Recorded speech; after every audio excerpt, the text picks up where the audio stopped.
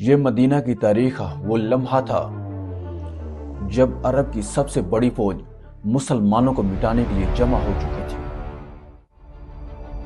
10,000 جنگجوؤں کا لشکر مدینہ کی طرف بڑھ رہا تھا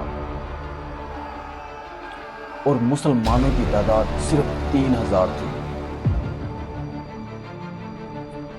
لیکن پھر ایک ایسی حکمت عملی سامنے آئی جس نے پوری جنگ کا رخ بدل دیا۔ ایک خندق جس نے تاریخ لکھ دی۔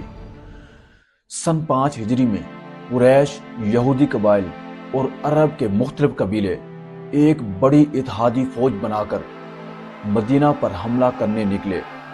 ان کا مقصد صرف ایک تھا، اسلام کو ہمیشہ کے لیے ختم کر دینا۔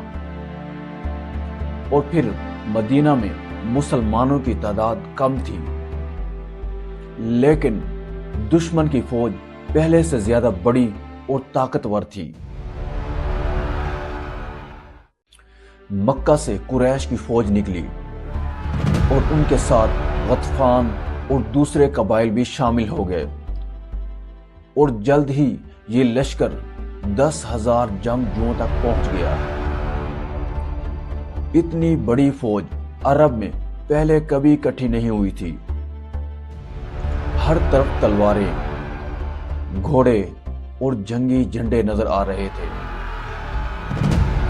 ان کا یقین تھا کہ اس بار مدینہ ضرور فتح ہوگا۔